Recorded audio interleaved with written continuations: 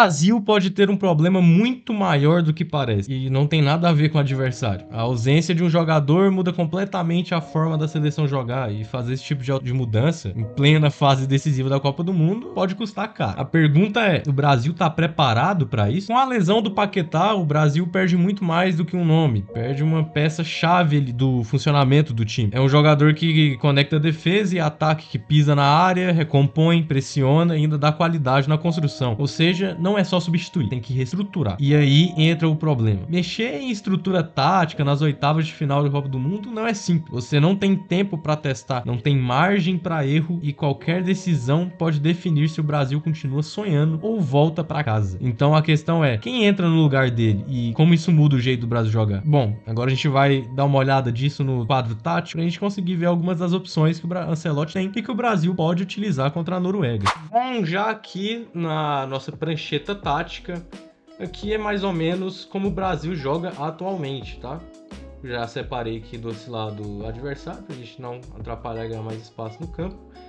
Mas é mais ou menos isso aqui, com a linha de 4 e depois um losango, onde o Casemiro fica na frente dos zagueiros, o Paquetá mais aberto na esquerda, Guimarães na direita, o Matheus Cunha desce e abre esse espaço para Vini e Ryan fazer o facão, e é mais ou menos isso que acontece atualmente. Como primeira opção, eu separei algo mais na hora, mais algo de primeira escolha, que seria o Danilo Santos, para ele entrar no lugar do Paquetá, que seria esse 7 aqui. Se o Danilo Santos entrar, ele pode conseguir manter a mesma formação, deixar o Matheus Cunha fazendo esse cabeça de losango e com Ryan e Vini preparado para atacar o espaço deixado. Só que tem uma diferença de característica de Danilo para Paquetá, e para mim a que mais influencia é a parte de controle de bola, que é o controlar a bola, proteger a bola. Então, quando o Paquetá ajuda aqui, ele ajuda o Douglas Santos. O Paquetá ele sabe segurar a bola e sabe sofrer falta.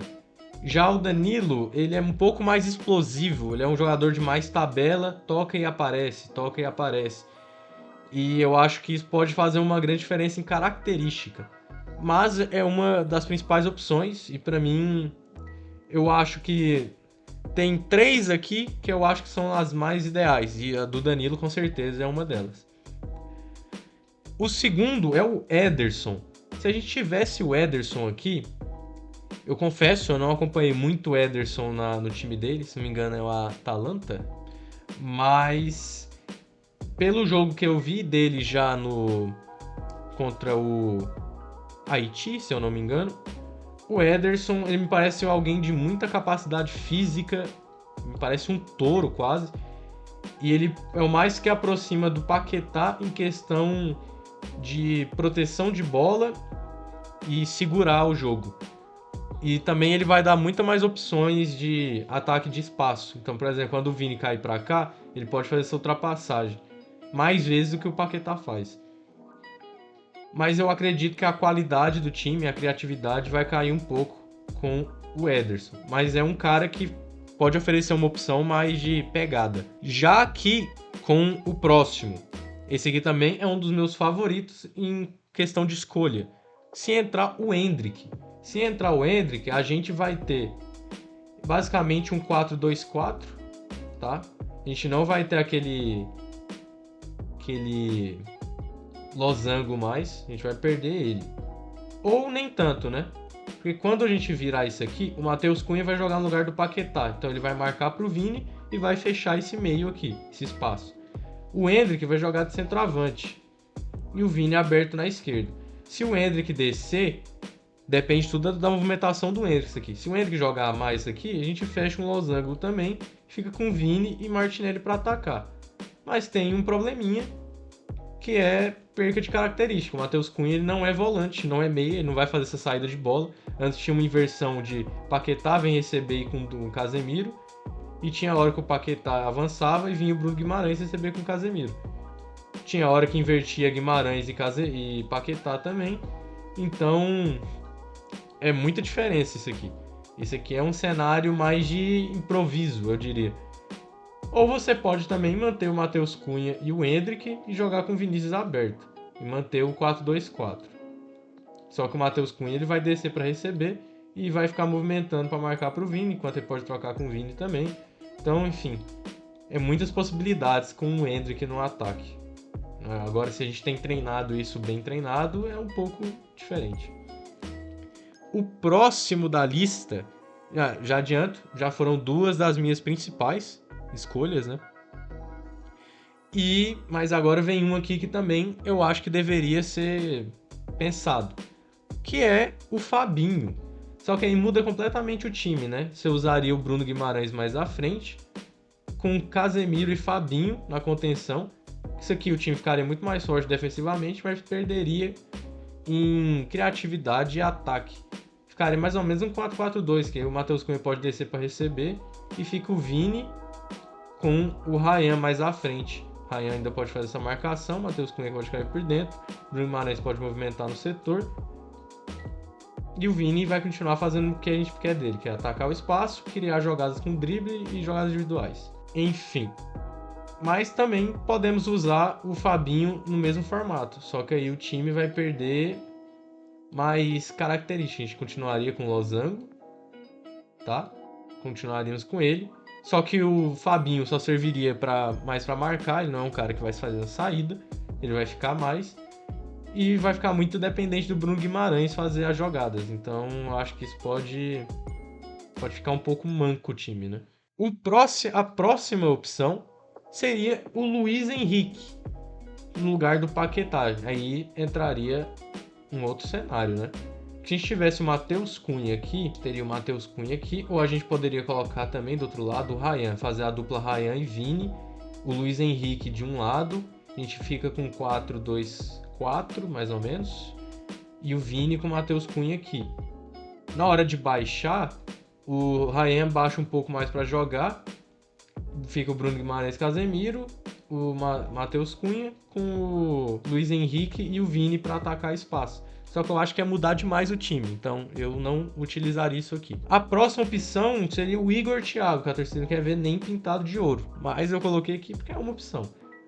Se o Igor Thiago entrar, a gente vai ter basicamente um cenário de ficar mais ou menos um 4-3-3. Por quê? Porque a gente ficaria com o Igor Thiago centralizado.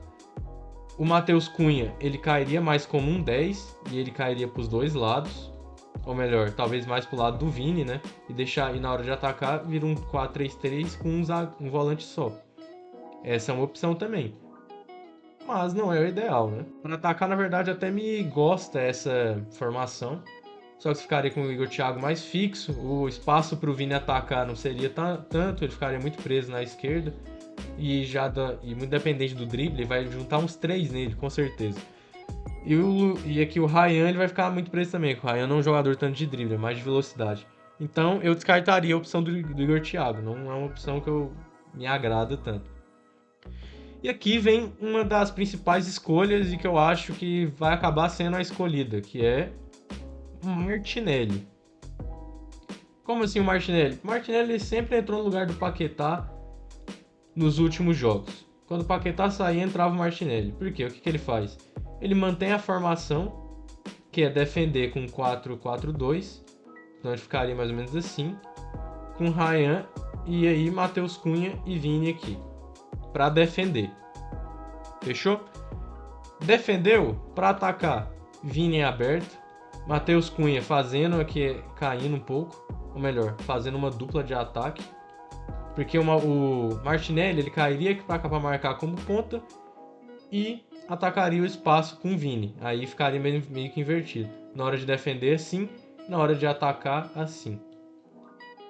Com o Matheus Cunha aqui, que caindo um pouco para receber. O Martinelli mais atravessando o espaço. Casemiro, Bruno Guimarães e Ryan aqui. No caso aqui, eu acho que seria até um pouco diferente. Eu acho que o Bruno Guimarães estaria mais adiantado. Cabeça de área seria o Casemiro e o Matheus Cunha aberto. Eu acho que poderia ser isso aqui. Que aí o Martinelli atravessa. Mas isso aqui é questão de movimentação, né? Mas seria mais ou menos isso aqui com o Martinelli. E o Vini vai ficar mais na frente. Ou o inverso também, né? Depende do que o Vini vai querer fazer. Se o Vini marcar, que não é algo muito bom pra gente, que ele perde gás no ataque. Ficaria um 4-2-4 aqui, com o Vini defendendo, o Martinelli movimentando para cá, às vezes cobrindo o Vini, e o Matheus Cunha também, descendo um pouco para gerar jogo, abrindo espaço para o Ryan e para o Vini. Enfim, essa é uma possibilidade com o Martinelli. A que mais me agrada, coloca o Danilo Santos. Mesmo não sendo característica do Paquetá, eu acho que ele é muito versátil. Ainda assim, ele tem um bom passe, ele tabela bem, aparece na área, tem boa finalização. Eu acho que questão de recomposição e defesa, eu acho que é algo que ele vai tirar de letra, porque é questão de vontade. A questão minha é com a proteção de bola, que a gente perde um pouco. E isso pode deixar o jogo muita trocação. Mas ainda assim, é a minha opção preferida, Danilo Santos entrando no lugar do Paquetá. Não mexeria no sistema, manteria mais ou menos a mesma coisa. Mudaria somente a característica do nosso meio pelo lado esquerdo. E a gente continuaria ainda forte com Ryan e Vini podendo atacar o espaço.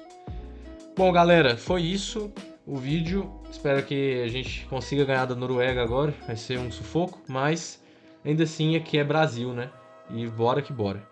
Se você gostou do vídeo, já deixa o like, se inscreve no canal pra gente criar aquela comunidade top, beleza? E comenta aí, qual seria a sua escolha? Mudaria a formação? Deixaria o sistema? Mudaria o estilo? Qual jogador entraria no lugar? Coloca aí que eu quero ver, beleza? Valeu, galera!